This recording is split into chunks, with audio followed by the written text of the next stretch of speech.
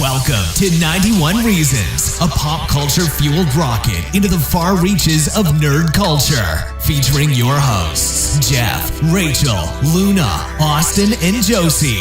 It's Tucker time. Yeah, we can start now. Hi, I'm here. Who are you? Austin Tucker, and I'm great. Thanks for listening, and I'll see you guys next time. Jesus. We're just starting the show. Oh, yes, of course. Today's episode will be focused on Indiana Tucker, who was born in 1998 and was not affected by the Austin Powers craze at last second. His name was Indiana. He was a good kid. He wasn't into the Star Wars films. 1998? Who's this person? If I had been born a year earlier and avoided the Austin... 2 years earlier. Oh, I guess 2 years, yeah. You know when you were born, right? Apparently not. I don't know what he's talking about over there. I was born in Y2K. Yes, 2000. Yeah, you are a direct result of the Y2K Bug. Absolutely. Yes. Oh, I was pregnant with him during that New Year's Eve of it becoming the year 2000. Yes. Because I wanted to party so bad that year. That was the year everything was going to happen. The computers were going to shut down. The planes were going to The crash. lights were going to go out. Man. The world was going to be in chaos. And I sat home very sick and very pregnant, waiting for it all to happen. And guess what? Most of the world Nothing sat happened. Nothing bored happened. out of their mind. Well, here's and the thing. Probably pregnant. In 1999, Couldn't even drink. everybody had a big party for the turning of the year, but they were charging huge amounts of money. So a lot of these clubs were empty on that night. Everybody just stayed home. Prince promised us an amazing New Year's Eve in 1999.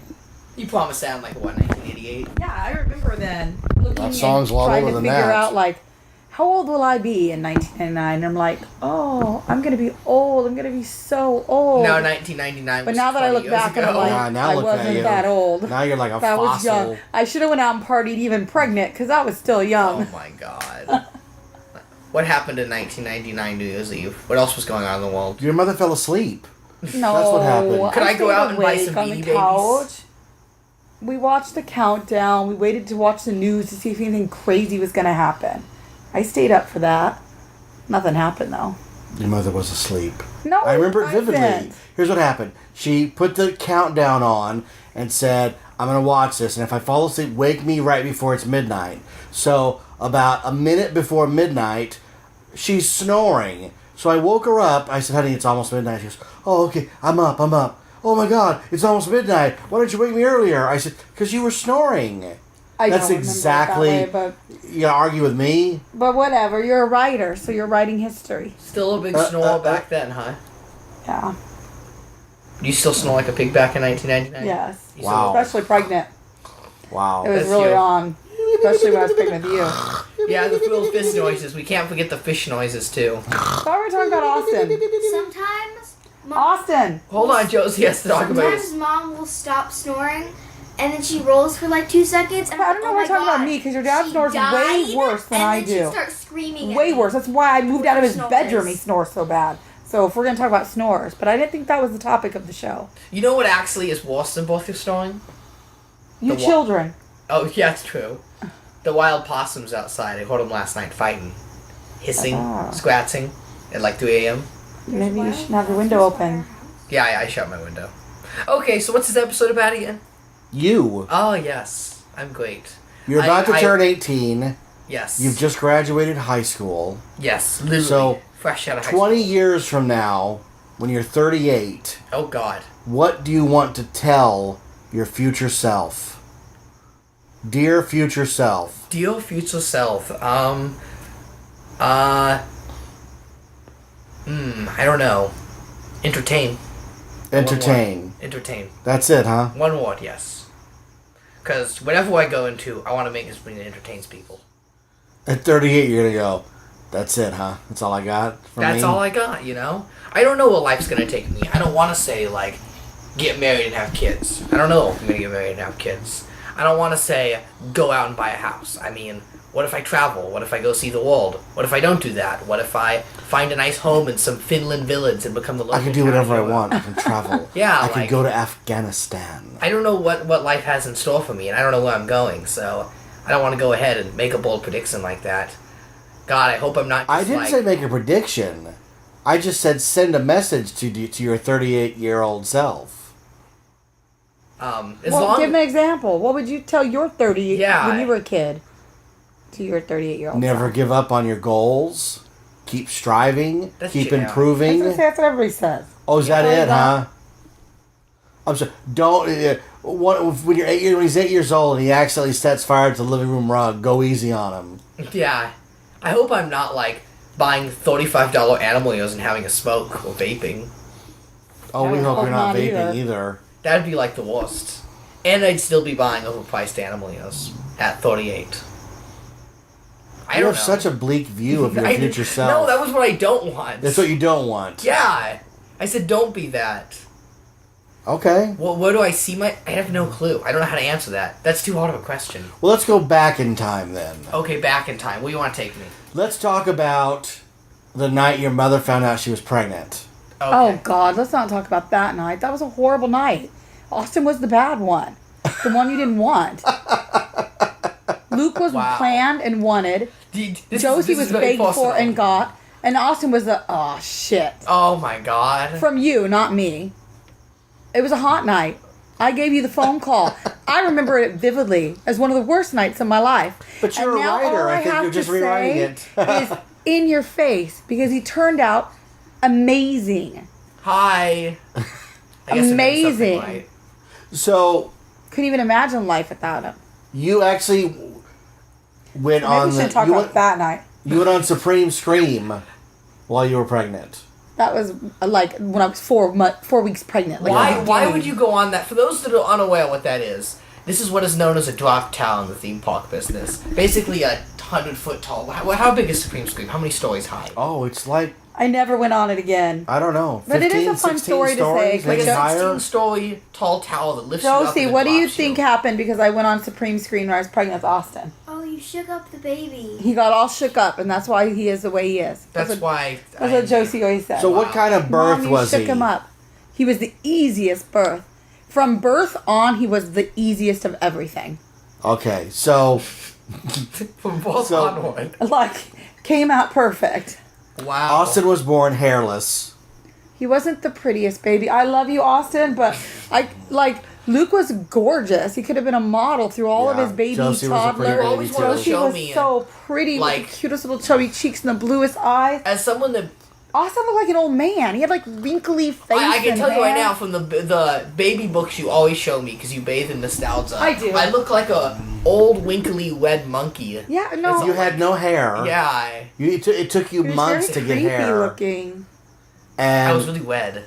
It just took you a while to grow into your features because you had your big nose and your my ear. big nose. You did, and then a common topic among this family is my big nose. But you grew into them so nicely because look how handsome you are now. What do you call Austin, Josie?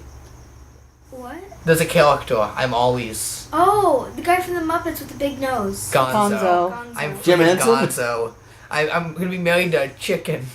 Camilla the chicken. That would be okay with you, probably. So, right? Oh my God. I know my child. Austin grew up in his early years in Long Beach. Yes, I am moved by Long Beach years. On 2146 Pine Avenue. Yes. Good old Pine. And you were very peculiar when you were young. Boy, I'd say. As soon as you started to walk, you used to do this thing. We used to call it you were caught in a loop. You would put one hand on a coffee table and just walk around the coffee table. And it would go on for... I mean, how long would a kid find that fun? 2 or 3 minutes? But that's when we should have known that it would go on for a half an hour. Like, we just thought that was normal. Well, just around and around. Everything for the first 5 or 6 years was, that's just Austin. It wasn't until 5th grade when we realized, this has a name. There's a diagnosis for what this issue is. No one wants to help you with this. This child has something that's different about him. He would get caught in loops. And then the other thing he would do as a child, you know what I'm going to say? Either his OCD or his obsession with certain things. He would put his hands over his ears. Oh, any sound. We have lots of pictures. Any sound of noises going by. He would just sit there in the house with his hands over his ears. We should have got him some noise-reducing headset. That would have been nice. Oh, swap meets. Yeah, let me talk about that. Okay. So we go to the swap meet, and that was always a traumatizing experience. When I go to the swap meet now, I put on my gloves, my big boots, and I'm like, let's get dirty, let's find some swap meet stuff. back then, it was like a battlefield. So when we would walk... So, for those who what's the swap meet around here we go to? Cypress. We used to go to Cypress swap meet in like 2005 and 6, like a long time ago. And for starters, it was this really downward hill into the swap meet. It used to scare me to death as a child. And there were fire ants on the hill. I know exactly what he's talking about. I did not like this at Okay, all. by hill, he means like a tiny, like where the ground goes down. But Like it means a downgrade. Small, it's so nothing. big. So I had to ride on Dad's shoulders. I remember riding on top of him. I remember feeling far his away from those scalpy ants head. as you could My get, right? scalpy head. Yeah, I remember feeling your scalpy Well, you were head. young. You had like stylish, spiky hair back then, Scalpy babe. head. Yeah. Not the old man comb over now. Wow. You had like the spiky. I need to carry me over the fire Comb over is ants. for guys losing their No, hair. but like I old don't men that have a just like comb over. flatten And, down their like, hair and slide it to one side. Getting over those fire ants is like the minefield, but they're still in the Vietnam jungle. Because when you're walking to the swap meet, oh my god, they sell the worst toy ever. They don't bother me anymore, but I still think they're stupid. Oh, I don't know. If one goes off, I still see you jump. I look it's to just like annoying. my natural motherly instinct to protect you, like I used to do when You you were have to little, say to what grab it people. is. They're called poppers or Yeah, crackers. poppers. Snappers. Snappers, Yeah. something like that. They're these little white pieces of paper with You get like 50 in a little and tiny you box. throw it on the ground really hard and it goes bang. And it goes blam It sounds and like you a get little a little firework. spark. Here's the thing. Luke loved those. Yeah. And when you came along, we didn't buy them for Luke anymore. He would get so mad at you. Well, they were loud, they bothered me, and I don't know, but when I was a kid, I thought that was like a bomb. Like Do something you remember was we used to happening. have that wagon with the door on the side, and then you and Luke would like ride in the wagon at the swap meet. And then it would stop at a stall, and you'd both get out and Yes. shop, and then get Time back. to get out. Then get back in the wagon. Oh, Yeah, Did you eat the tacos with your mom at the swap meet, or was that just her? I used to eat tacos. Because remember I that think booth so. that had the tacos and the can of Coke? My food choices were very different back then. I would have a only beef taco with extra cheese. Yeah, that I was had to very have pounds of strange. cheese and what do you on hate it. now? Cheese. You don't eat it in any form except for on pizza. And There was that's an incident, and I Only said talk form. about that. Second grade. So, oh my god, my school served the worst cafeteria food ever. And they had these cheeseburgers. Oh no, not the cheeseburger story. Yeah. They were called mini cheeseburgers, and they came in sets of 2. Fake Velveeta cheese. They smelled awful, and they looked like little... And they would literally make you sick. They would make me sick just looking at them. But, you know, I would just... I wouldn't let it faze me. I would just sit on the ends of the table and try not to look at it. for a while, while. but eventually it became an issue. Well, there was one day where the students caught on to the fact that I didn't like the cheeseburgers. So they all surrounded me and went, "Look, Austin, look!" And they put the cheeseburgers in front Evil of my face. children. Right. And laughed at me. And I cried, and I puked everywhere. And in front of after all the that day, students. what did you get to do?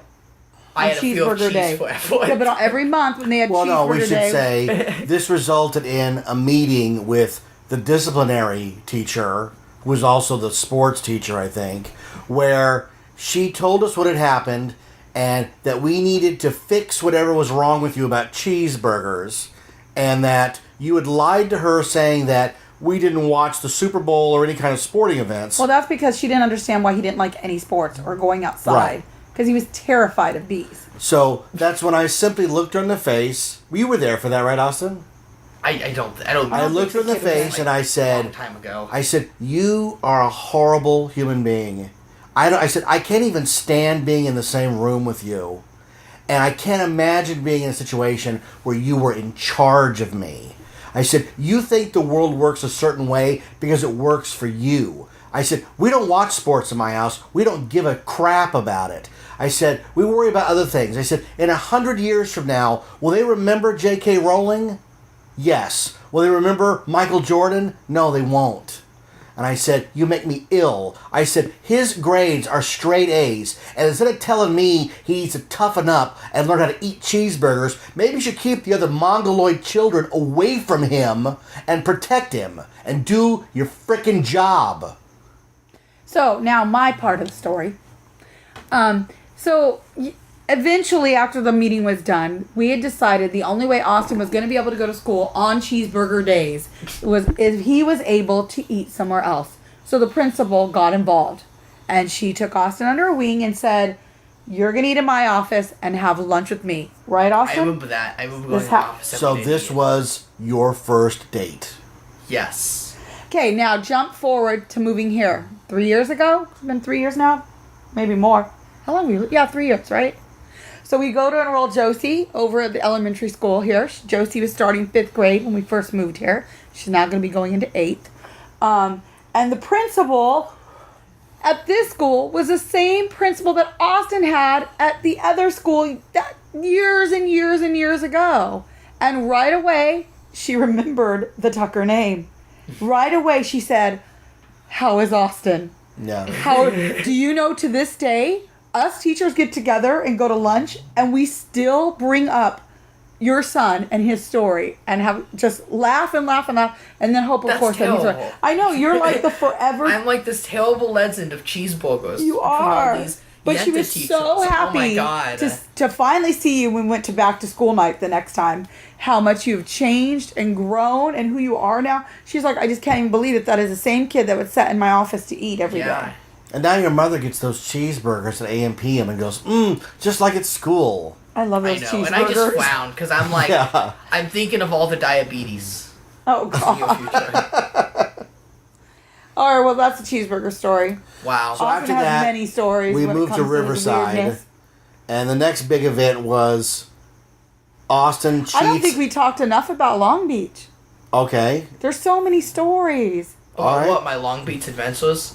I remember Spider Tomb, you got to tell that story. Oh God. You got to tell what it starts I from. had a What year did persona. Tommy Tomb come out? 2004.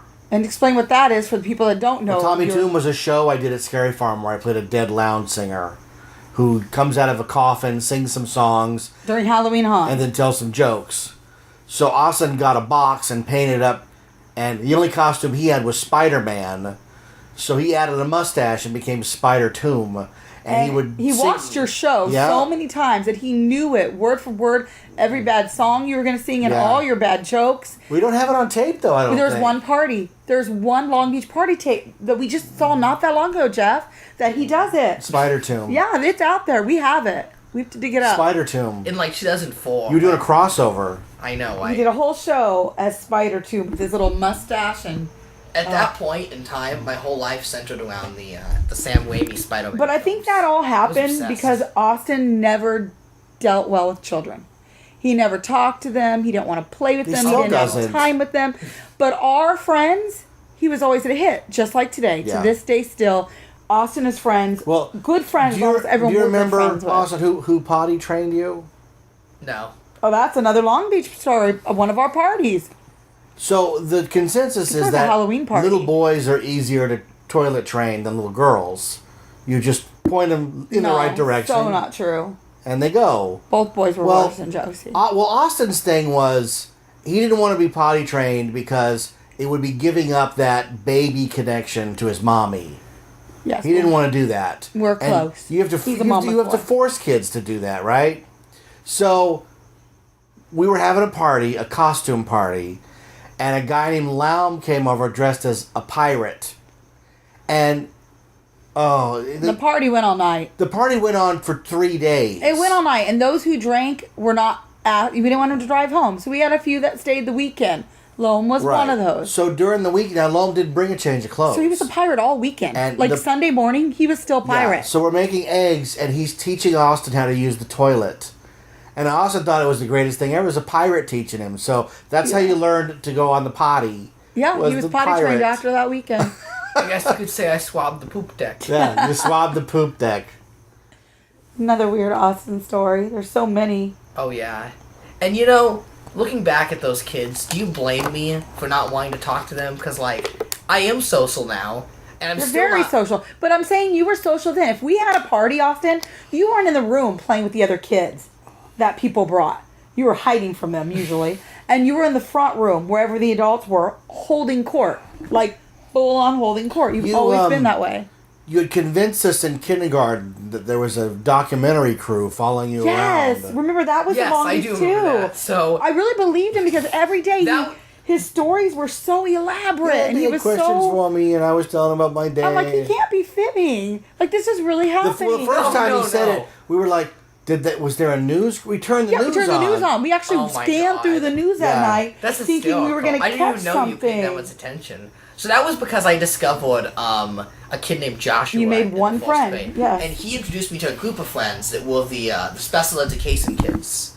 And See, it's where you belong from the beginning. If you Oh just, my God. if we had just known and had that IEP before the 11th freaking grade. But we won't go there. They always had the weird adventures where they pretend to be Pokemon or Looney Tunes, and they would always act out scenes, and I didn't really feel like I could fit in with them, even though I was part of the group. So I just told them I was the cameraman, and I was going to film all the adventures. Well, that's how it started. That's the best way I can remember it, because I mean, You came home to us and we're like, I'm filming, this is they're 12 filming a years ago, documentary right? at my so I'm school. trying to and- recollect this in my mind. Yeah. But I remember saying that I was going to be the cameraman and follow them, and I used to like direct them in movies, Wow. and that was that group. And unfortunately, I lost connections with them because the special ed kids were kept pretty separated.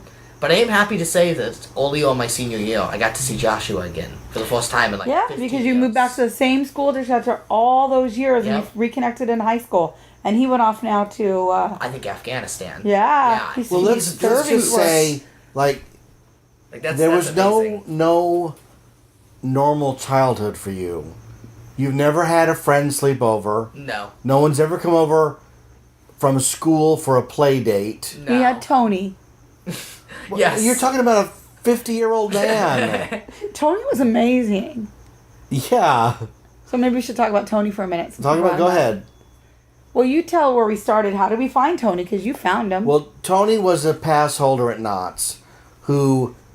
What did Tony have? Asperger's, like advanced yeah, Asperger's. some form of it. Where he always carried like a bag around of just tons of crud.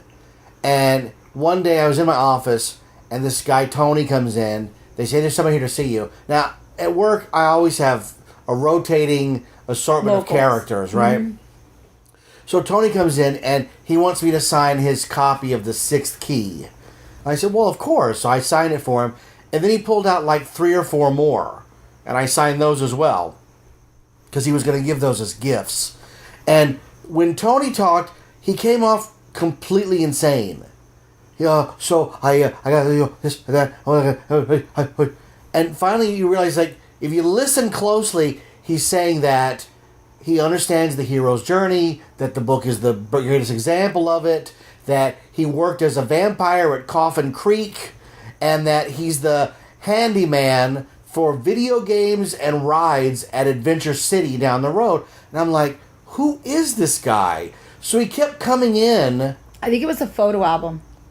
You brought a photo home album he wanted to share because you told him about Austin. Yeah, that he liked theme park And rides and he stuff. had a vintage photo album of Santa's Village with pictures. Yes. And you brought that home for Austin to look at. And that's how you started explaining to me who this guy is and what he's into and how similar he is to Austin. Right. So then Facebook came along, right? And I created our house as Engine 17 on Facebook, and you could check in at the house. Right, like if you're going to our house for a party. So he starts telling me that he wants to come to see Engine 17, and I'm like, Tony, there's no train. It's not a train. It's just, I know. It's just a house. I don't know. So one time, here's what happened. You had a cupcake party. Every year I had an annual cupcake decorating party. It was Oh our my February. God, I haven't thought about that. in February years. Valentine's Mom's party. Cupcake party. They went for about 5 years. These were like Yeah. full on raging parties. It's literally like the Food most Network. mom party my mom has ever had. Like it's the definition. each year of a people mom brought party. their game and we could have beat Food Network with some of those cupcakes, man. So Tony showed up with a dozen sad cupcakes they with were like store bought. with keys on and them. he had the lady in the bakery put keys on. It was the cutest adorable. thing ever. And none of my friends knew who he was. Nobody we had no knew who connection he to our was. personal friends Right. yet. So he shows up, and everyone's like, "Who is this guy?" Because he was a little weird. Tony's a little weird. If you don't know him, he comes across as very unusual. Yeah. And I said, "Well, he's actually here to see Austin." So then he goes into Austin's room and he sits on the floor and they move all the furniture out of the way and the Lego table out of the way. And he must have, 50 blueprints of rides with him and maps to theme parks because he's obsessed about theme parks the way Austin was. Yeah. So those two sat on that bedroom floor 2 or 3 hours talking theme parks. So they couldn't talk it anymore. Thankfully, gosh, I'm so grateful because, cameras weren't as big back then, but I did go in and take some photos of that day, and I treasure those photos like you would Well, never here's the believe. thing. Tony then became a regular Yeah, at all of feels our too events. connected, so I invited him to everything. He really hit it off with, and people thought that was weird. Everyone at the party was like, why is there a 50-year-old man sitting on the floor with your, 8-year-old son, 9-year-old son? That's not normal. You're letting this happen. He was like my cool grandpa. And I'm like, yeah, I'm like, my son is having a conversation. Austin must have been 12. Because the book didn't come out until 2011.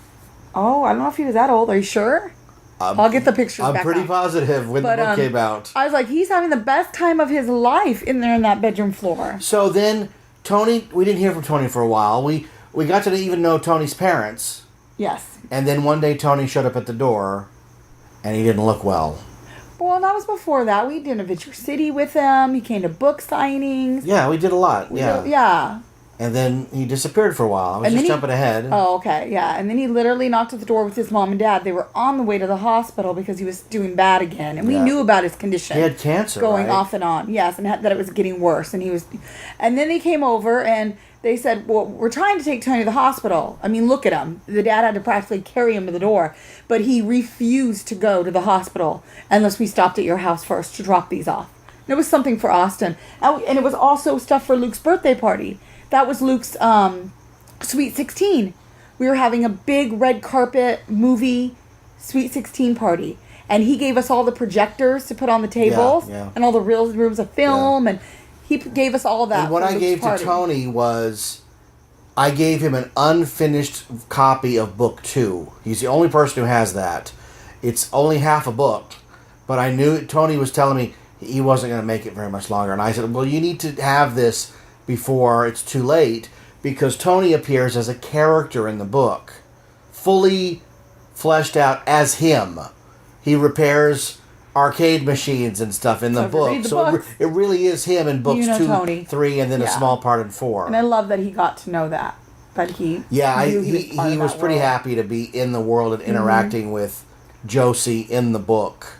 And even after he passed, we went to his parents' house to give them the next edition of the book. Well, he had dedicated. We went to Tony's funeral, which it might be the hardest thing you've ever had to do, right? I used to talk about that. So 2012, I think, was the worst year of my life. That was a nightmare year. You lost 2 important people that year. That was the year I hit puberty. Mm-hmm. That was the year I lost my interest in Star Wars and Migos and Legos and everything. Like, if you go to me in spring 2012 and spring 2013, what happened? Like, I dyed my hair black within a year, and I was totally different.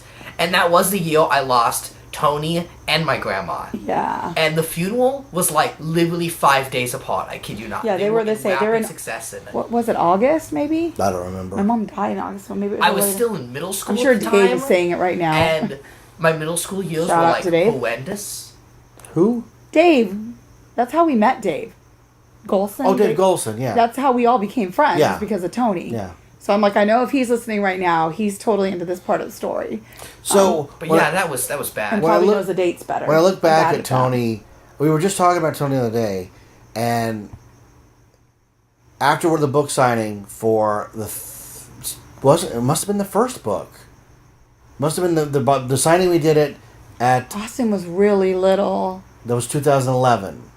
Wow, that was a long time ago. We went to Adventure City. We went to Adventure City. She's like, I remember Adventure City. Tony knew the guy at the gate, and we just waltzed in. He took us on all the rides. He was so excited on the train. He was so proud to show us these attractions. Mm-hmm. And it just was a real, And I don't know why we did that. It was after a really long day at a theme park and a book signing. Because he wasn't going to take no for an answer. And Tony's like, you guys want to go with me now? And I'm like, I didn't.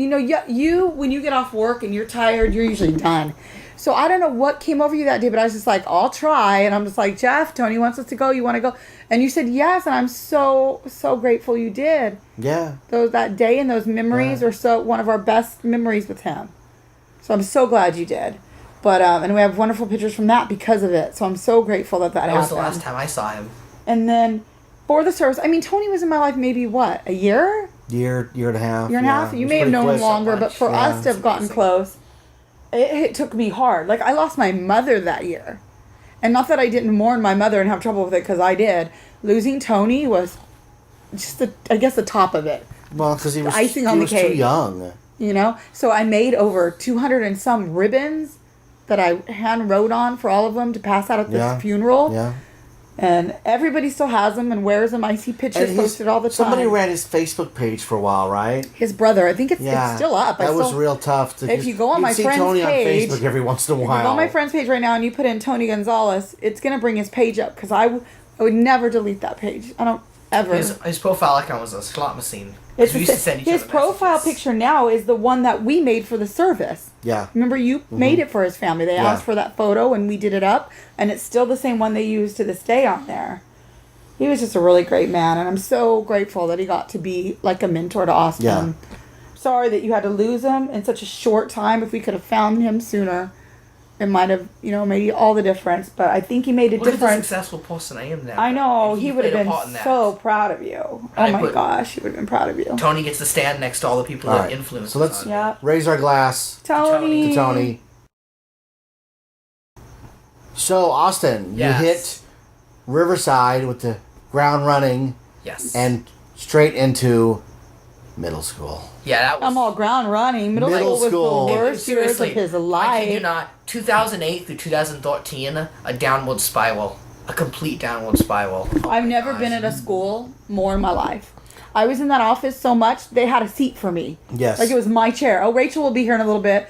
I somehow managed to get my child out of PE because it was so much traffic. Like I picked him up an hour early every day, and I never had to deal with traffic. So listen to this. There were so many issues. This is even worse than you could imagine. So we moved to Riverside. I am now making a 30-plus mile commute every day in from traffic, Riverside so like 2 to hours. Knott's and back. We only have one car. Yep. And Luke starts middle school, no problem at all. In the morning, he gets on a bus. That was the first year we were out In the there. afternoon, the bus brings him back. And the next year, when Austin's ready to go... School budget was cut. They've cut the bus. No bus. Now, the middle school is not it's not in our neighborhood. Close. It's Corona. It's not even 3 Riverside. miles away. Probably 4. So, we have to drive him there every morning and then get him home at 3 o'clock.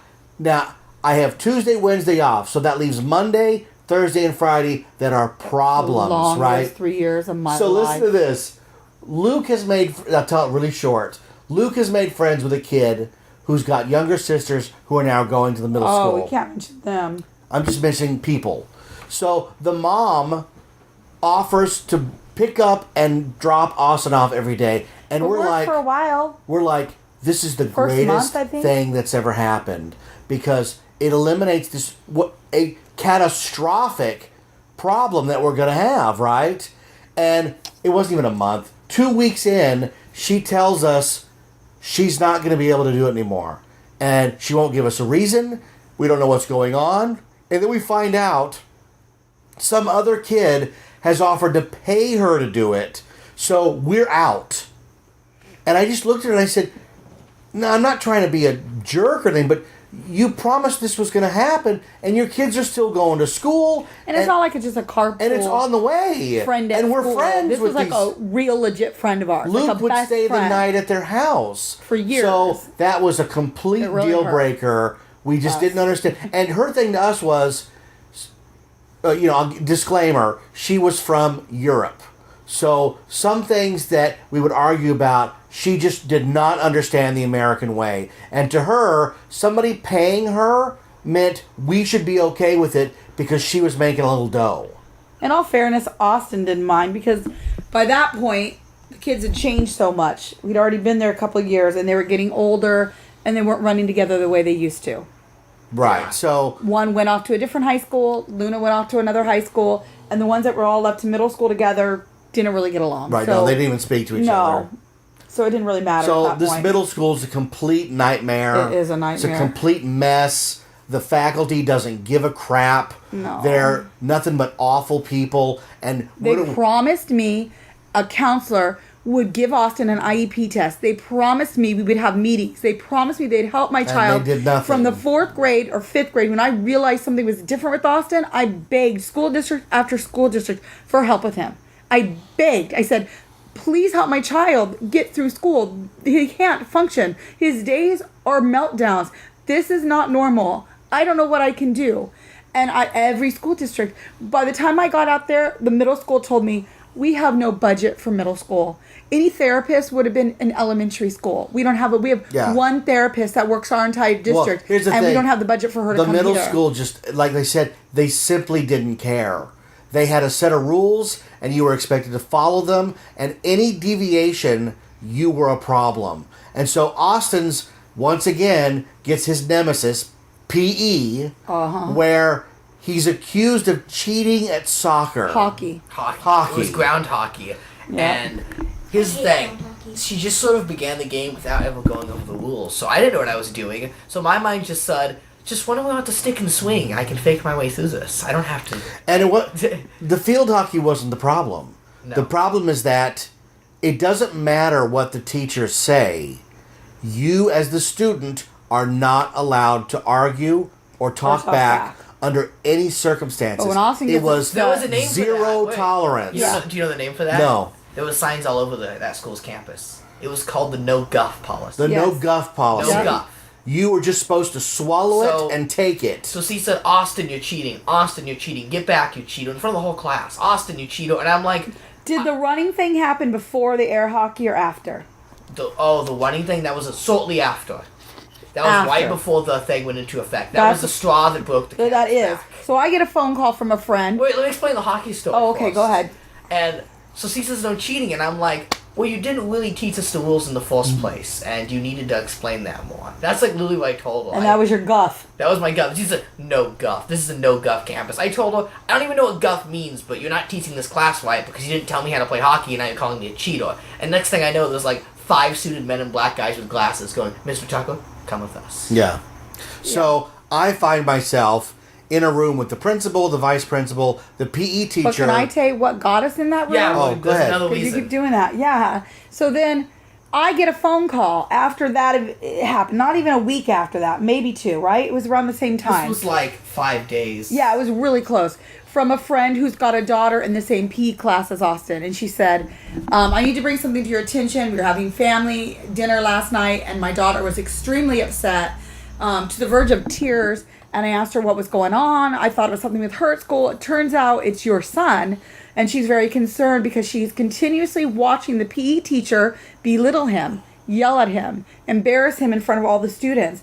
And she's all, this was just the last straw. She's all, she came home from school crying and couldn't eat dinner. She was so upset about it. And she told me we had to run a mile today. Austin was behind like he always is because he doesn't run the miles fast as the others, not for lack of trying.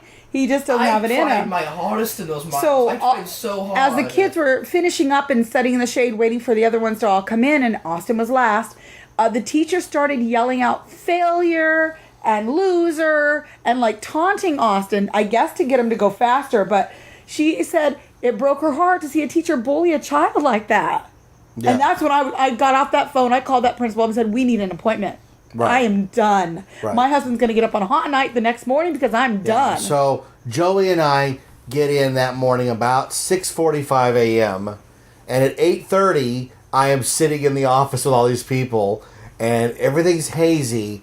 And what I remember was the teacher, the PE teacher was this really young woman, you know, and she was like, I'm politely explaining what I was doing with your son and what's going on, and here's what's happened. And she would only talk to you, the mom. And I guess kept, because you were half asleep. no, I kept trying to talk to her, but she wouldn't answer me. I would ask her a question, and then she would give the answer to you. And I finally said, am I here? What's happening? Because no one seems to be talking to me, even though they're answering what I'm saying. It's very strange.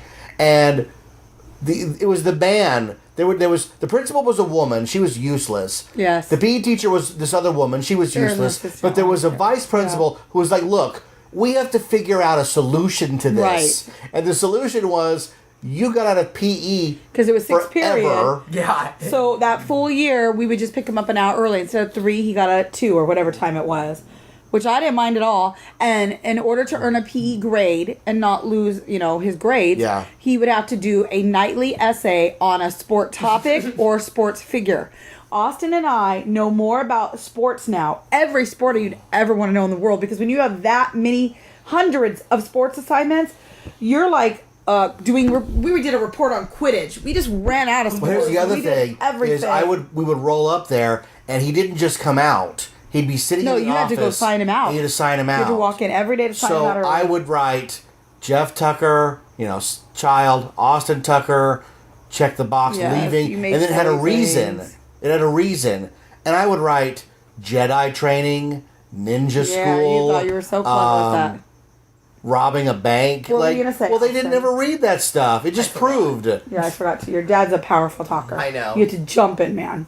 I just want to say, can we jump to the next year?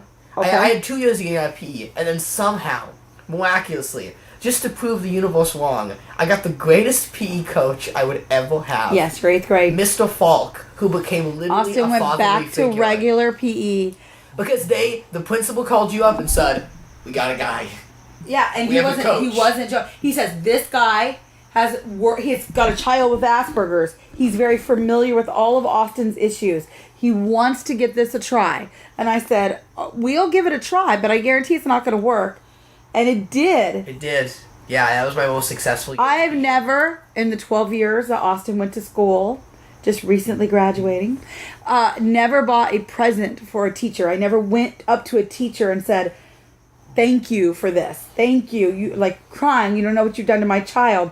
But I did it for this PE teacher. He was amazing. For the record, He got you through that middle school. my mile time, which was an average of 17 to 20 minutes. Yes. Which is really bad because I'm supposed to get it in about 9 to 10 minutes. Yes. Is the average.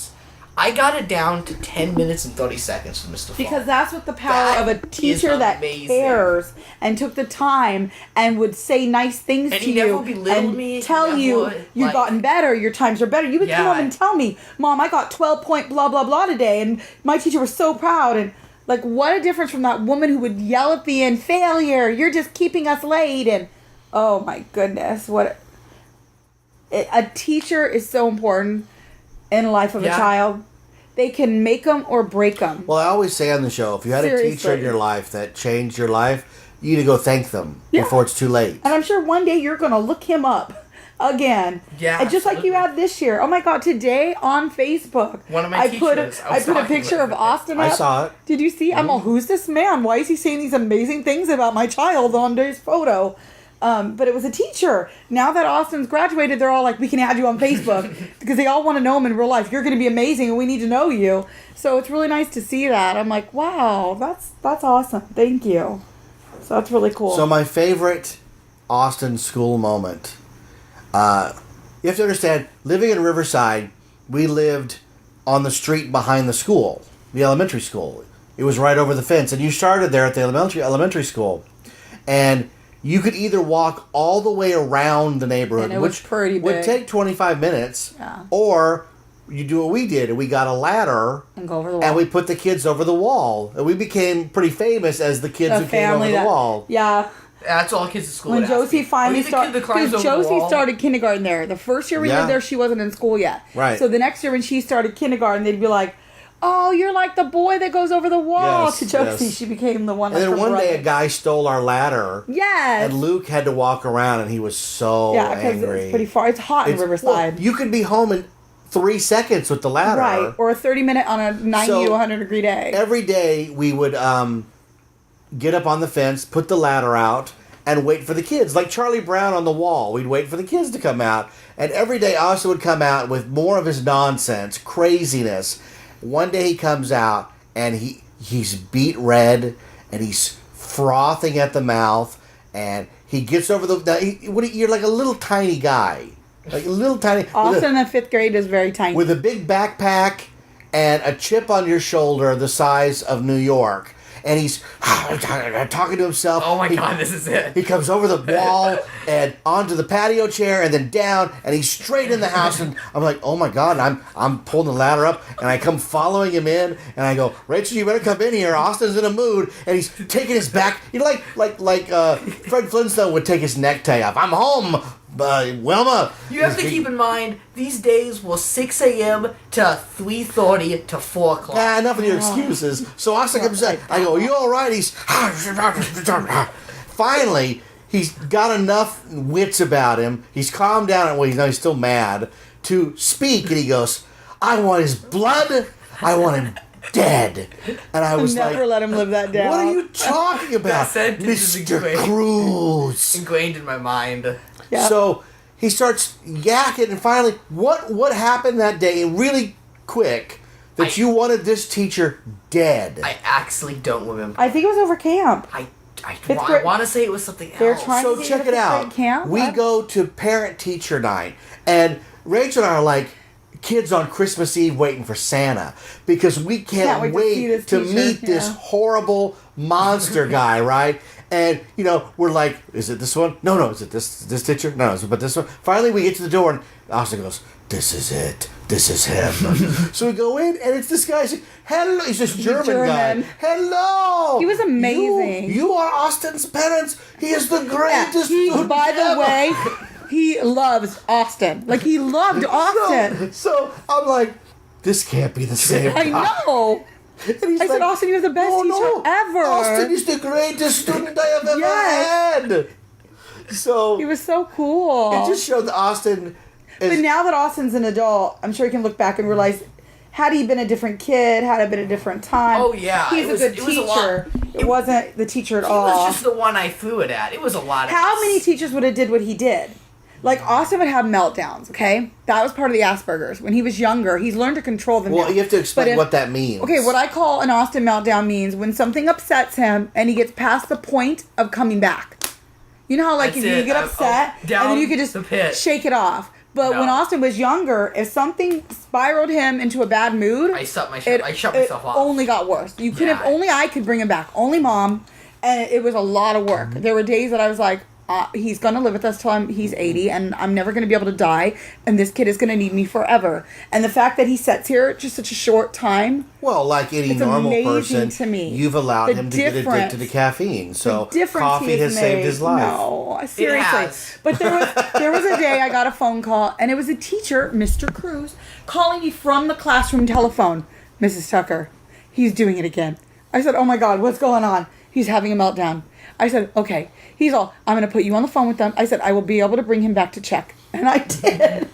So I knew, okay, Austin, if you're ever getting bad, he's going to let you call me. Because he's like, he got to know there was no bringing Austin back the rest of the day unless he talked to me. So that's just how he handled it. And that was really cool of him.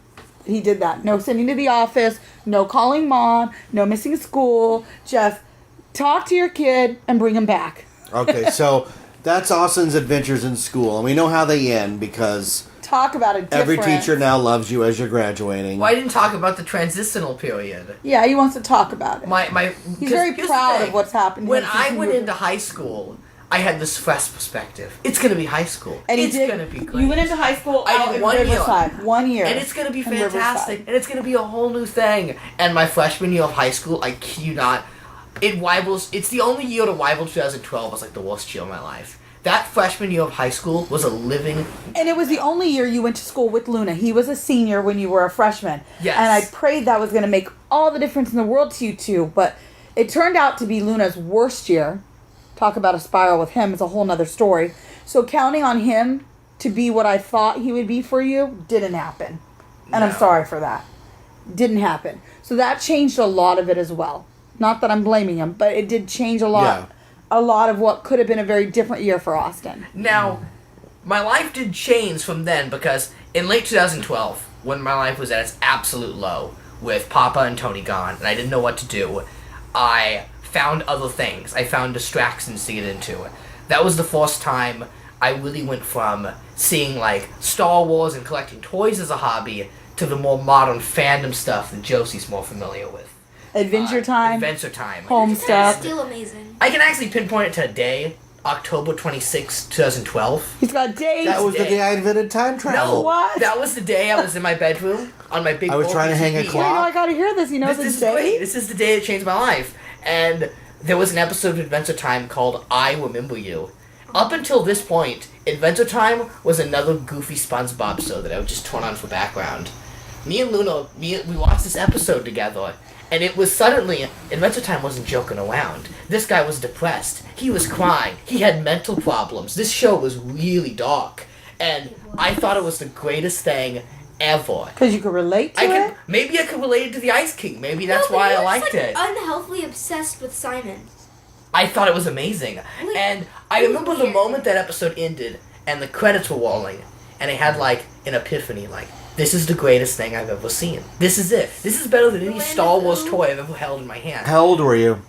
12. Yeah. How close were you to 13? Like 5 months. They always say the movie or TV show that you watch at 13 is the one that you're going to be attracted to the rest of your life. So I remember running into the don't living have room that. and just jumping up and down. It's coming. It's coming. This is the year for you. Voltron's pretty big Voltron, for you. Yeah. Not really. I hate I remember just jumping up and down and going, and Adventure Time, and it was amazing, and it was so beautiful, and you guys were like, what are you going on about? And there was another day that was like 2 months later. We went down to Venice Beach to go check out the Chive offices. I remember that day. Yes, right? And me and Luna, we just talked about Adventure Time. You had the Adventure whole Time hats on because we Yes. took pictures, and I remember I you wore were my in hat them. on for the first time. Yes. I tried a Starbucks coffee for the first time. And I looked through all the Adventure Time street art. I didn't look What at the a action nightmare figures. that hat was. I know. Trying to get you I know. one. I was still so- They were Well, you looked really, so cute in they it, all were post really hard to pictures. find. They were. And one came free with the DVD set. I We was thought we picky. solved it. Oh, and you had a did- total meltdown because it wasn't the right hat. It had a logo. It was poofier. It wasn't. Oh That my one god. was mine. But Yeah. He Adventure didn't Time like was it. my first real It's 'cause it distraction. It was like something to think about and look forward to, and there was a new episode every week. This is But that before led to Homestuck. it did lead to Oh, Homestuck. this was the Ooh. down Whoa, spiral, whoa, whoa! Luna. I need to talk about this. No, you know what? When it comes to you, Homestuck was what it should have been. It It is, helped you and- find a lot of who you are, and you left it because you matured Yes, past it. and Luna hasn't yet. I'm 2 years past Homestuck. It's been 2 years since I dropped that. And looking back at it, yeah, it was hugely influential on my life and who I am. And here's the thing. The way me and my sibling approached Homestuck was very different. Luna obviously liked Homestuck for the content and the way the story was told. It was an online webcomic that was very niche and very bizarre. Yeah, we know. But- We've done 40 hours I of know. Homestuck You on this show. People who are listening to this probably listen to the older episodes. But for me, I never really thought the comic was that good. Was I'll it be more about the honest. cosplay? It was more about the cosplay and the characters and the community. And the fact that there was something accepting where I could paint myself gray and wear a big turtleneck and And frolic be around. Part of And be part of it. community. And I find get that. friendship. And just like, okay, Homestuck was like the breeding ground for anybody with Asperger's syndrome to grasp onto something. Right. Because at the height of its A popularity, lot of those kids had it too. Yes. I met how many Now- hundreds? once again, Homestuck today is a different thing. Yes. What it was then was, Because those fans have grown up and yes, changed themselves. Oh, yeah. Or some of them haven't actually grown up, but changed. Luna being one of them. It's like But that group of community of those imagine- millennials that are still. imagine a comic that had 100 characters and 1,000 plot lines and tiny things. As somebody with Asperger's syndrome, I just swallowed it up. I Right. did. And it was something to look forward to, something to talk about, since it was always updating at the time, Right. and something to draw, and something... The characters were so simple, I think I could actually draw them, and that was when my art career began, and that really changed my life for the better. You can mention how your art career began again. If you'd like to give credit to anyone, you just go right ahead. Oh yeah, you. Oh, thank you. That was my... Pat on Another, that was another thing of my freshman year, was... Meltdowns. No, let me explain. We would, if you've listened to my speech on Facebook, you already know I'm going to go on about, but we were adapting to online learning, and the teachers had no clue what they were doing. Like, no absolute clue at all. They would spend forever trying to get the computers working and get the systems set up. So we would have huge amounts of time in high school. Which means meltdown to Which- Austin. Well, huge amounts of time, but we had nothing to Right. do. So your mind would start just going crazy. Yeah, and just panicking. Yes. Panic. Yeah. So I told you, Every other- doodle. Just doodle, Austin. Take your mind away from all of it. Don't think about anything important. Just draw. Just draw. Just draw. Doesn't matter what it is. Just doodle. You made me into a high school slacker, because, like, for the next few months, I would hardly even do my worksheets. I would just draw and draw and draw. But look how good you got. Oh, yeah. I know, right? Look at my drawing skills now. Now you have a whole, like, leaning career towards that. This morning, I was signing up for art classes in college. Right? Like, yeah, it is my actual thing. And, If it works with your meltdowns and it's still working, then stick with it. yeah.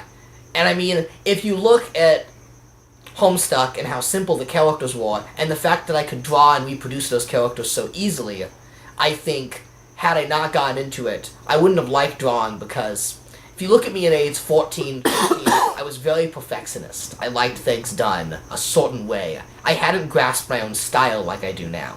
Everything had to look like the real thing. Right, When you I got made much better with cosplays, that. it had to look perfect. Oh, you drive me crazy with that So- because you didn't want me to paint a shirt. I had you to wanted paint it. it It had to to look look exact. So then you'd mess it up, and then I'd go make one that looked exact. Yes. And you'd be like, "Oh, thank you," even though I didn't make it. I'm like, "Why didn't you just let me do that 2 hours ago?" So when I drew these tiny characters in my notebook, and they looked just like the comic, as stupid and little tiny as they were, there was like a sense of satisfaction there. Like, I did it.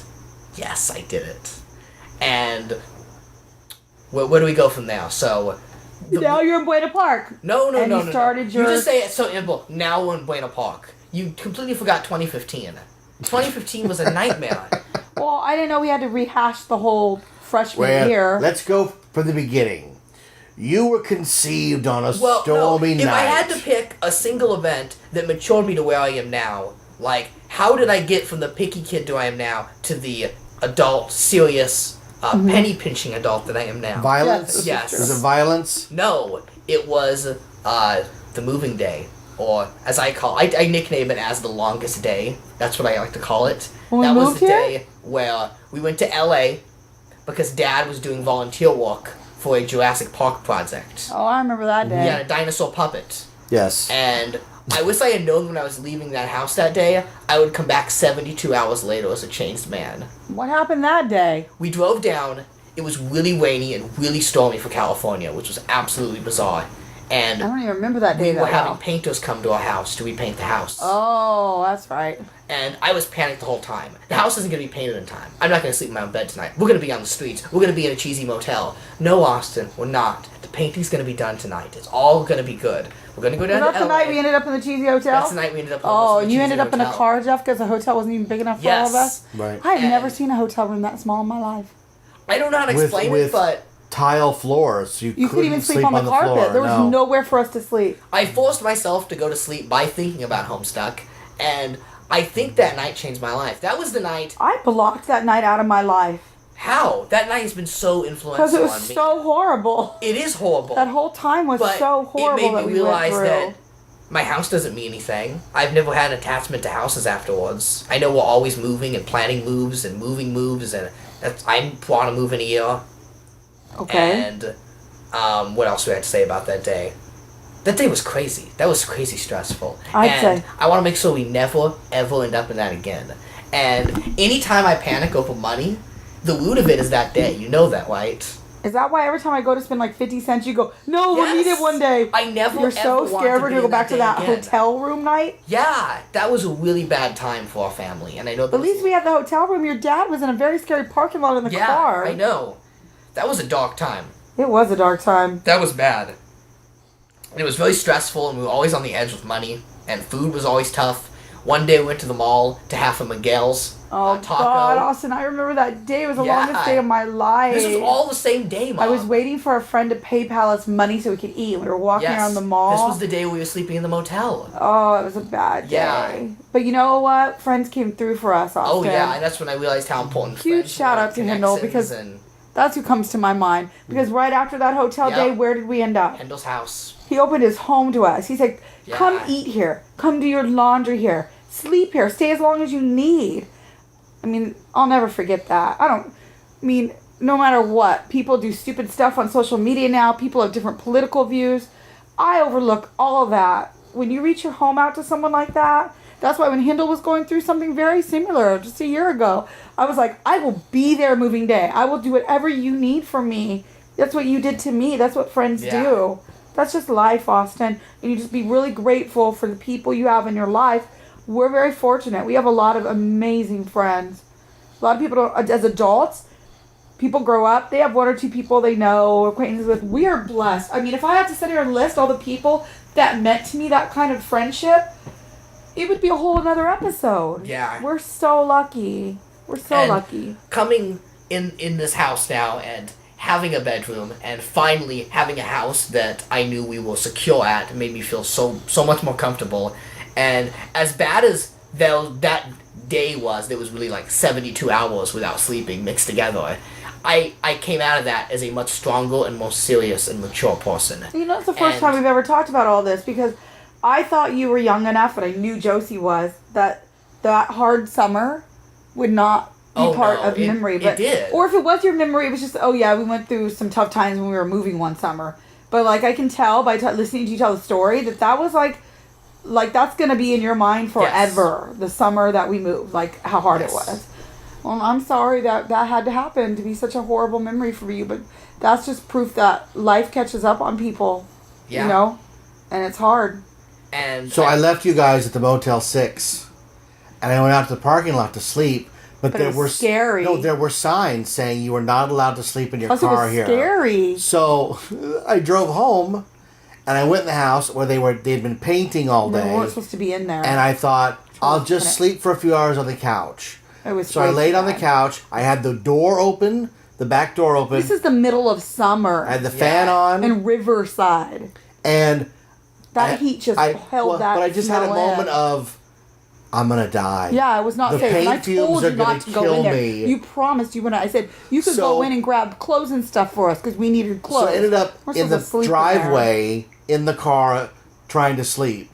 Which at least you were safer there. It didn't happen. When you called me and told me you were doing that, I was like, well, and our neighborhood's a good neighborhood. You're going to be safe sleeping in a car. Right. I didn't feel that at that hotel at all. You just locked the door. God, that hotel room was small. I don't think people understand. Like, well, why couldn't you just sleep? Like, there was no room. It was like you walked in and there was a bed and there was no like little chair, table. No, like everything was bolted and built in. You couldn't move anything. It was tile. Who has tile floors? Motel 6, they just hose it down. Because I thought I'll just put blankets down and make no. If you remember, one thing we did was we had a blow up futon with us. I don't remember, but there was no room to fit anything. There wasn't. So what we had to do is we had to wedge the futon in between the air conditioner and the bed. Oh, I remember. And let me explain. The futon covered up the air conditioner, which made the air conditioner was beginning to make some noises. Yes, we had to deflate it. I remember. And the whole night, I remember thinking to myself, the air conditioner's going to explode. We're going to die. That was just like another thing on top of it all that made that night the most horrific night in my life. But you're a survivor. I am. And we moved into the new home. We made it. Been here 3 years now. That was 2015. And then a few months later, which was December 8th, 2015, that was the day, because I remember, December 8th's a bad day. That's the day Pearl Harbor hit the U.S. That's also the day I dropped Homestuck. His child and his dates, man. I know, part of the OCD. It's part of my OCD. Once something happens, I associate it with that day, and it never leaves my mind. Never, I know. No. It will be a day that will live in infamy. It's weird, because 2016 was really bizarre. Going into 2016 was entering where we are today. I call that the modern era of my life. Because January 1st, 2016, no Homestuck, no house drama, no new school, no homeschool. Because late 2015, we moved back. I was not put into Buena Park High. I was homeschooling. We tried it. Yeah. Because I could not go through what I went through in Riverside. I just couldn't. And I'd given up on schools helping me. I'd given up. And the best thing ever happened to us was walking to that high school and talking to that principal and saying, sit down and listen to my life and you tell me if you want to take my child on or if I need to go back home and figure this homeschool stuff out because I'm stuck and I can't make it work. But I know what bringing my child back to a public high school is as well, and I need to know which is going to be the worst of the hell. Yeah. And he said, what are you talking about? The stories I told him of your career at school, he couldn't believe, and he said, we're going to give him a test today. We're going to call in people that are going to help him. We're going to get you an IEP. And I'm like, what? Is this what I've been asking for? Because no one's telling me nothing. And our lives changed forever. Yeah. It was slow go at first because I think you were a little hesitant in your sophomore year to really trust this school and yourself and still trying to figure out where you fit in. But each year got better. Each year. And by your senior year, how the heck was this the same kid? How the heck was this the same kid? I matured, I growed, I changed, yeah. That school, those teachers, from speech to the principals to the counselors to everyone at Buena Park High School took time to make you a high school student. Something you've never been able to be. Yeah. So I have such props for Buena Park High School. we keep talking about if we could only afford to move out of state. So and I'm just like, we check Josie off has to go to Waynesburg High School. normal high school life, graduation, learning to drive thanks to CW. Yay, CW is working on that with When them. are we going to get to these other ones? Dating, bringing a girl home to meet your parents. Here's the thing.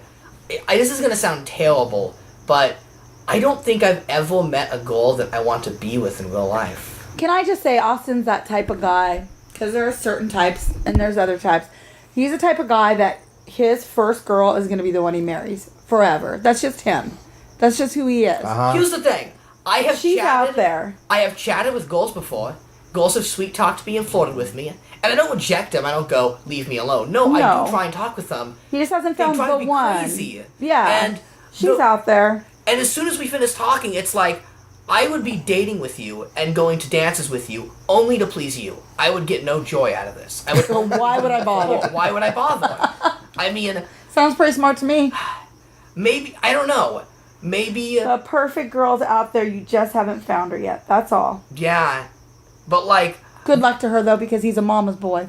Here's so you the better thing. like me. I have 3 children. There are people out there that can't live with themselves without having a mate or somebody to kiss, right? Sorry. But I don't have that need. I'm okay with waiting. And I think it'll be much more rewarding if I wait. I don't want to be in a relationship. Because, like, I was, in my senior year, I was so focused on the school paper and finding success, it's like, God, I don't want a girlfriend right now, please. So he would politely dismiss them all. Yes. That tried. Because he had tries all year long. He was even after the prom. I was, yes. But he's just like, no thank you to all the girls. He let them down very gently. Yes. Some of the girls were really mean to me. One of the girls that liked me this is in, I kid you not, senior year, put a fake spider on my shoulder. Do you think I jumped out of my seat and went, meltdown, meltdown? I picked this fake spider, I gave it to the teacher, and I said, can you make this girl stop? She's obsessed with me, and she put this fake spider on my She's shoulder. just trying to get your attention. You're so mean. I know, but that's like, come on. See, no, they only put the fake spider on my shoulder because the other day I was in some long-winded discussion with her about black widows and spiders. Well, see, you had a long-winded discussion with her. You let her on. Yeah, and I told her how much I'm scared of them and how much I don't like spiders. Oh. So she put a spider on me. Okay, maybe she's not the one. Oh my god. And it's like, the girls at my school, no offense to them, they dress really trashy. Yoga pants. Oh my god. Not his type That's at what all. your mother wears. No, Like- I wear LuLaRoe. They're nowhere near yoga pants. Thank you. Find a girl that wears LuLaRoe, and I will be very happy with you. Look, man, I drink coffee. Look, I'm not man. a woman. So I can't date anybody LuLaRoe. You're funny. I know it's a Mormon company. It is a Mormon company. Yeah. Yeah. But no, I'm probably end up dating a girl that has like big animal ears and giant glasses and creepers and leather jackets and crazy Headgear with outfits. the metal things in her teeth. She's gonna be a mini version of you. I can't wait. I know, right? But no rush. Until here's the then, thing. you have your whole. As much life as I ahead of want you. to find somebody that has the same interests as me, I can't marry somebody else with Asperger's syndrome or anything like that. I have to marry somebody who's very upfront and very straightforward with me. Yes. To keep me in line. Oh yes, no, this is true. Because, like, I agree. if I end up with a girl who Well, has whoever anxiety, gets you is going to be the luckiest person in the world because you clean like a mofo. You I are cook. so organized. Yeah, he cooked me dinner today. Mm-hmm. Well, I cooked the other 2 hamburgers because he wasn't going to And cook the tomorrow hamburgers. you're off to Mother Boy. Yes. And we go to concerts together. Me and Austin have a good time together. We have a really good connection. Yeah. You were that way with your mom. You had a good relationship with your mom. Like that. You were a total mama's boy. Oh, sure. We would probably Well, be leaving I didn't each have other a day choice. if There she was no alive. father. Oh, There's well, no father, sorry. so you have to be something. And You call Luna. You guys should bond. Yeah. another thing 2016 onward that completely changed was when we were in Riverside, we were really antisocial and shut up. Like, I would just stay in the house all day playing with stars. That's because nobody wanted to come to Drive, Riverside yeah. to see And us. do you blame them? It's a 45 My hour social long life drive. for 6 years, I had Trust to have me. elaborate themed parties to get people to our house. I mean, you know that. I mean, look at all the past parties I had out there to get people out there. Now people go to Knott's Berry Farm, they're like, oh, stopping by the Tuckers, we're blocking there. Like now, company just a floats week in every ago, day. me and my friend Zach, we went up to Riverside to check out this game place, and the car was no problem for us, because, I mean, we'll just talk and talk and talk and chat, but, like, it was like a good hour to get there, and I was like, wow, This is Riverside. This is my old home. No wonder nobody ever wanted to come see us. This traffic's a nightmare. Yep. So if you look at 2016 now, all the friends we have, all the family we have, and I say, Tony's the grandpa I never had. Well, you know who else is the grandpa I never had? Grandpa Dad in Seattle. He's such a figure to me. If you're listening to this right now, I write you emails every day, and you listen to my crazy rambles as I send you photos from Huntington Beach and the malls I go to and all these artsy photos I take for you. Thank you for looking at those. Aww. I have Noel Cox. You're my other crazy grandpa. Like, I don't know what's be a grandpa. Yeah, maybe an uncle. An uncle. Yeah, you're my cool Uncle Noel. Yeah. Yes, exactly. How about cool uncle? Uncle Aldo. I put Aldo on that list too. I know you do. Sad we don't get to see Aldo much because he lives clear out there in Reno Valley. But still, and it's too far to drive, right? So let me ask you, where do you go from here? Where do I go from here? What are you up to now? I've learned to make success out of the things I used to see as time wasters. Like, for instance, things I draw. I gotta start monetizing this. I gotta start taking commissions.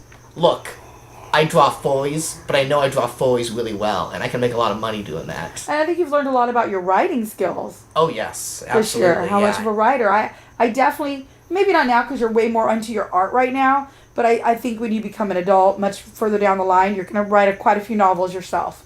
I think you'll be right next to Daddy on how many books you write. So, because you have that. No dead films. That's what my editor Steven always tells me. No dead films. Okay. You know what that means, right? No. You can't use is, you can't use will be, you can't use has be, you can't use, these are terms you can't, the word is a non. You cannot say is in your writing. My editor Steven and Mr. Carlson's hammered that into me. So I can't write sentences with is. So everything I word is like an English poet sometimes. So instead of it'll be like, I'm gonna go to the store, it's gonna be like, going to the store, Austin rushes down the aisle to grab toilet paper. Oh, for God's sake. I know, right? It's crazy. I can't help myself. I'm insane. Well, eventually, you'll find your own style of writing. Yes. Yes, I know. And that's where you'll get the most personal satisfaction, is writing something in your style. And it takes a long time to find, but it is in there. And I am making my own things. I have my own characters. I have my own ideas for stories I want to make. Yeah, for comic books. Absolutely. I shouldn't talk about it because somebody's going to listen. No, just wait till you get it put out because you're going to do it. Just know I'm working on things, and they're going to be great. All right, well, we just want to wish you a happy birthday. Yay! I'm 18 now. Thursday. Couple more days. I can't believe my teenage years are over, though. Like, I can't believe it sometimes either. I worry, did I waste my teenage years? I didn't have... Everybody wastes their teenage years. That's what it is. That's what they're for. I didn't party. I didn't have friends. I didn't go out. It's never too late, You did. Austin. You partied with a pirate who taught you how to pee. Do you want to know when I started, like, having a nightly week out, like, night where I danced and partied my late life? I was 33. I had already been married to your dad for quite a while, and I went through my midlife crisis, and I had the best years of my life. So, it can still come. It could come much later in life. I haven't even had mine yet, so I'm looking forward to it. You know, that's the one thing, the one major thing I would like to improve on, because, like, I know I can get things done now. I know I have the determination for a job, to write things, to complete projects. I complete, like, 3 pieces of art a day. I'm absolutely insane. I can't stop doing things that are productive. Right. But one thing I do want to work on is my social life. Having a relationship and a girlfriend, and having friends and going out. When you don't look for it is when you're going to find it. Yeah. That's the way it works. True. Just fall out with a good personality to meet everybody and have a good time. And if she's at Fullerton College, she's going to find you. Okay? That's the way it works. All right.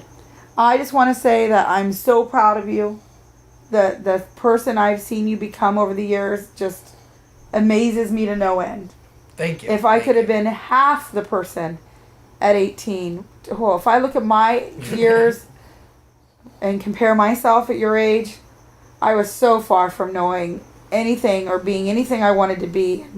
I had done nothing to be proud of at that point. I feel 18. I can say that. I do feel 18. Your mother turned 18. Mainly because I was just at college earlier today. Your mother turned 18 April 1989. Now, May 15th of that year was when her whole life changed. Because Taco Bell introduced the Fiesta size. Oh my God. Okay, I know you're bagging, but that was actually a really, really cool thing. I was working at Spencer Gifts at at the Buena Park Mall, and they had Fiesta-sized tacos, and me and Carrie were dirt poor. You were not. Oh, I was at Leeds. Yeah, Leeds and Cerritos, not Cerritos Buena Mall. Park Mall. You ate a bunch of tacos and got diabetes. No, they were only 39 cents. my we could always scrape up 39 cents. They were half no matter size, Austin. how hungry you were. We took twice as many to we get couldn't you ill. scrape up 39 cents? The day we shared that one taco. Yeah. We were moving. Well, that might have been the one occasion in your lifetime, Austin, but your mama was born poor, raised poor, lived poor. Oh, yeah. And I have scraped, yard sale, sold my entire life to get a meal. I've never lived beyond a week's paycheck. Wow. That's my life. I don't know it any other way. I pray one day to retire into a different life and know a few good years before I die. But you know what? Even if that never happens and I'm dirt poor the rest of my dang life, I have so much in this world that I am thankful and blessed for that none of it even matters to me. To me, it's all mute. I mean, look at you. Look at my kids. Look at my family. Trust me. I have a goal for this family. First off, I want to say, I was at college earlier today. Did I mention that? I was you mentioned that a few times today. Just a few times. And I registered for classes. You mentioned that just a little bit. I set up this whole party and I'm freaking exhausted. Mm-hmm. Yeah, you mentioned that. What was that event for? I don't even remember the name.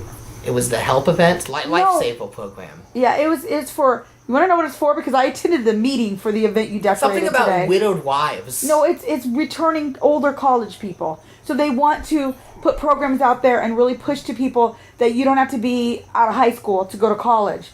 They want the older class people coming back to school. It's okay if you're divorced, single, have kids already. Well, you can still go to school. You can still make something of your life. Well, Go back to class. You can pass. It's for returning college students. I had an hour to spend before I got in that counselor room, and I just know that I was decorating my office for 4th of July because that's what we're celebrating this month. I decorated better. I upped your and game. you text me, and I was laughing so hard I had to share the text with everybody in the office. They're like, "What's he doing?" Because they all knew I was checking. I told everyone, "I'm gonna be checking my phone today because my son's on campus. I'm just nervous.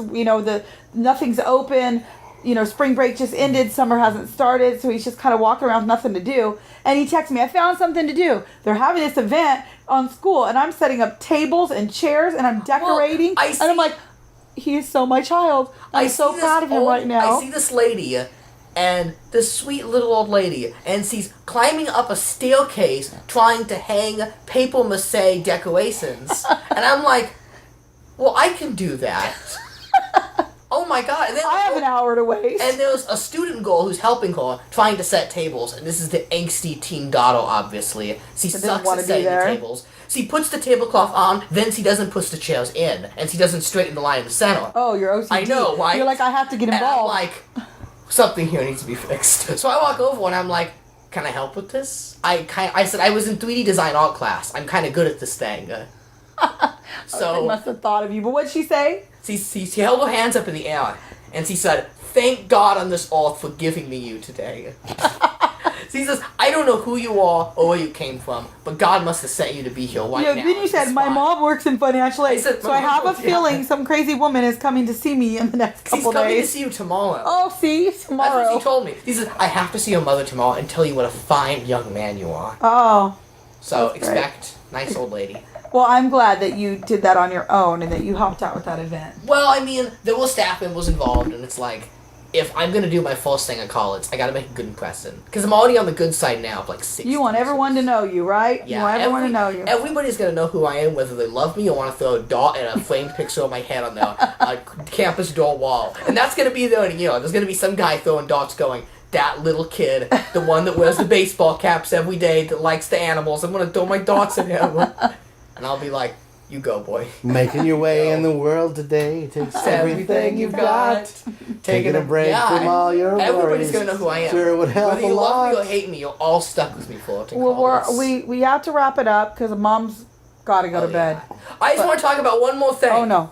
One more thing. Okay. And it's my goal for this family. Okay. I think this family needs to eat healthier. Oh, no. He's going to lecture us. Yeah, I am. Another huge change in the past year I have done is I have found a healthier diet. Don't I have till December 31st? Isn't it supposed to be one of those New Year's resolutions? I still have a while. Every year you say, "I want to eat healthier, I'm going to lose weight," and nobody does it. And I actually wrote a newspaper article about how nobody does it. I'll have to check that article out. You'll have to check my article. By the way, we organize Austin's paper, so we know what we have available. If anybody's missing any of the do you know we have newspapers. available? A lot. If anybody would like to read Austin's Please take my papers. papers. Please, for the love of God, take my he newspapers. really wants you to come read them.